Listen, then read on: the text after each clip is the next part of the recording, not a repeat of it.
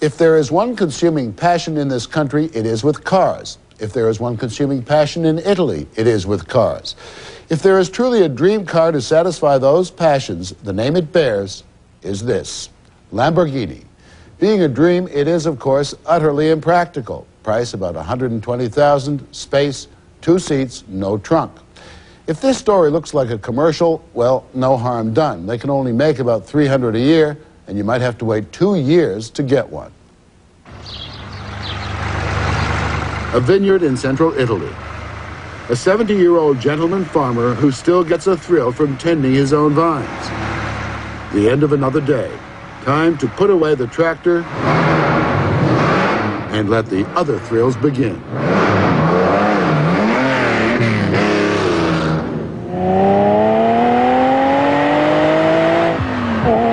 His name is Ferruccio Lamborghini. The tractor he was driving was a Lamborghini. The car he is driving is a Lamborghini.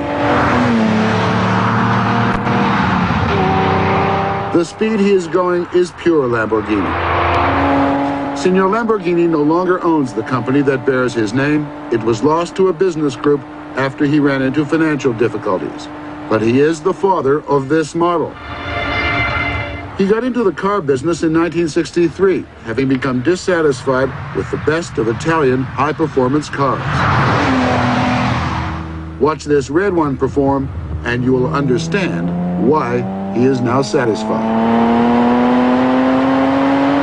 We do not advise anyone to drive at these speeds on public roads. Valentino Balboni, the test driver, is licensed to do it and does it brilliantly. Brakes are just something.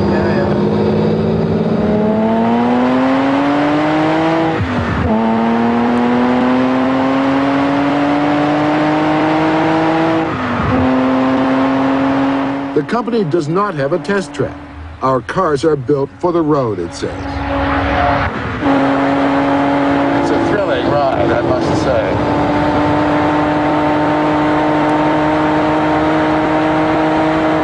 The broken lines fly by like tracer bullets, or get eaten up like some supersonic Pac-Man. This is no special effect.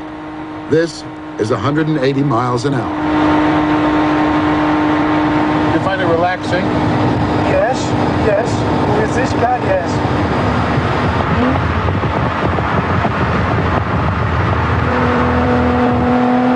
16 years ago, Lamborghini, with a team of engineers, designed and began to build his ultimate road car. It remains today the fastest production car available. 180, even 195 miles an hour. And about the most expensive, about $120,000. When it was unveiled in the early 70s, it had no name, but a local reporter took one look and said, "Countach," which translates loosely as "holy cow," and the name stuck. Some vital statistics for the true car fanatic. The engine has 12 cylinders, each of them with 4 valves. It develops almost 500 horsepower. The rear tires are almost 14 inches wide.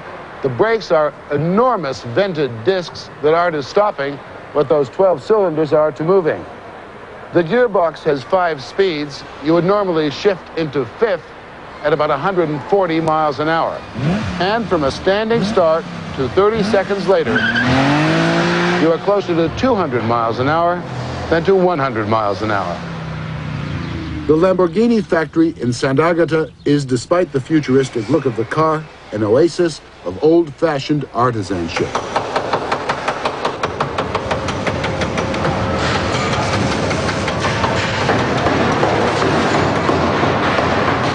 The Countach barely uses any bought-in, subcontracted parts.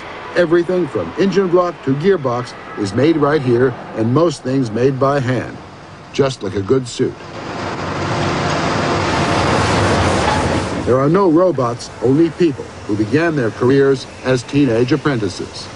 The place is as clean as a surgery, and the machine as thoroughly tested as a fighter plane. All of which means that peak production is 3 cars a week.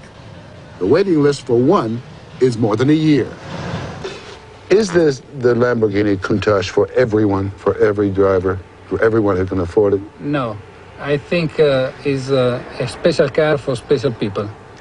Daniela Adetto is the marketing director for the Countach. Is there such a thing as a typical Lamborghini purchaser, a typical owner? Yes, very large ego, because if you're shy, you cannot go around with this car. It's like to go out in the evening with a beautiful woman. Not everybody can afford, not because they don't have enough money or because they have enough power, but because they are not the type that like to go out with a very beautiful woman. Because, you know, this white car is like a beautiful virgin. If you see the red, it's like a mature woman. If you see the black one, it's like an intriguing woman, you know? What are its weaknesses? The weakness is that it's not a very comfortable car, of course. You cannot go with baggages, etc. You must have another car, like a Rolls Royce, that follow you with a chauffeur and arrive the day later, the day after, with all the baggages. And of course, you cannot go with children. Or you must have only a beautiful woman, and that's it. Even now, 16 years after it was launched, it still regularly makes the covers of the motoring magazines. Probably the most written about car ever built, possibly overwritten about. For example, devastatingly defiant in looks. Just light the fuse and keep steering. Uncompromisingly arrogant. Another writer says, like tasting beer for the first time or losing one's virginity, seeing a Countach is an experience never forgotten.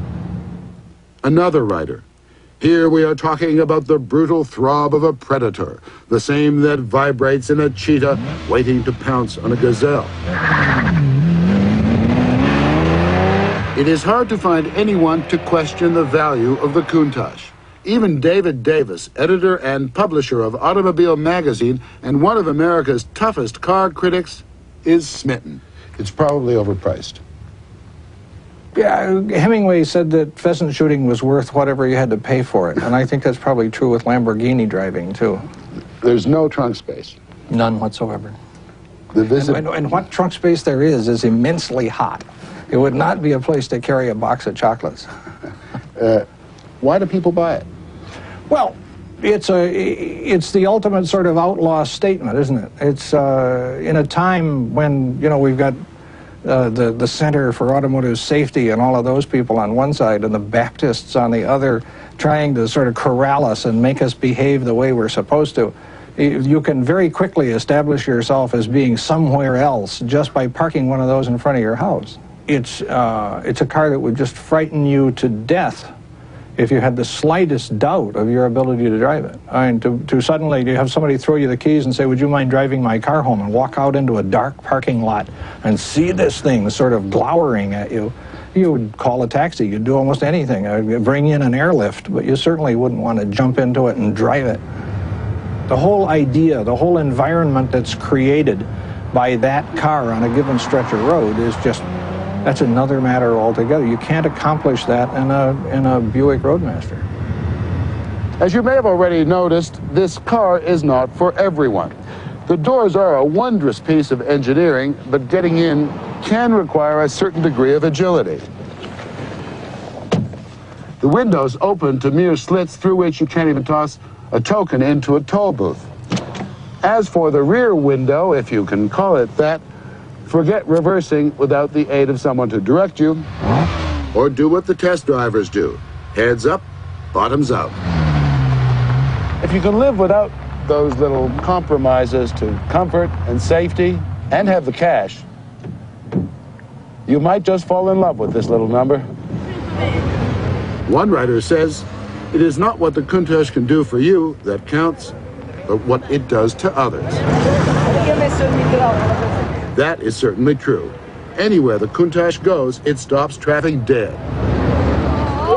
Even right here in Sant'Agata, where the car is built, the presence of one is an event. Costa di meno, costerà 250. Perché aprite? Or the streets of Manhattan, even the most jaded people on earth stop and gawk with respect and envy and awe. I love this car, man. I love this car. And misinformation. Oh shit, you got a jacuzzi in the back. Yeah? See that red button over there? It says eject. But you eject the other way, you know, for you. Yo, fellas, anybody want to take a ride? The keys are in it. Yo, the guy must not know New York too well, man, to be leaving keys in the back. He can do that, man. It is the toy for the man who has everything. So, of course, the man who does have everything, the millionaire publisher, balloonist, oldest and richest Hell's Angel on Earth, Malcolm Forbes, has one.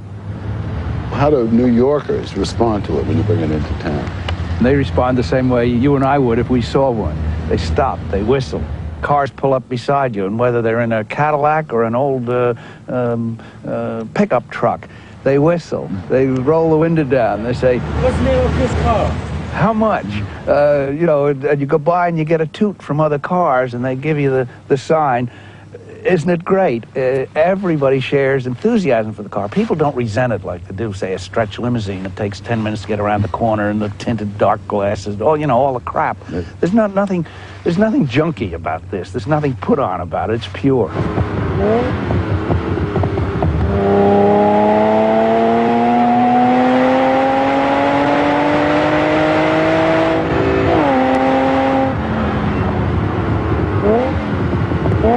I firmly believe that everyone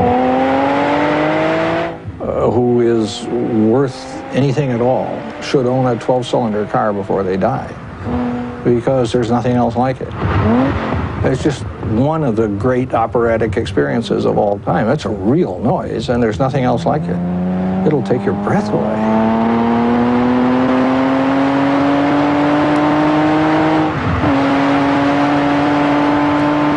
This machine makes no practical sense whatsoever, but it's more than just status symbol.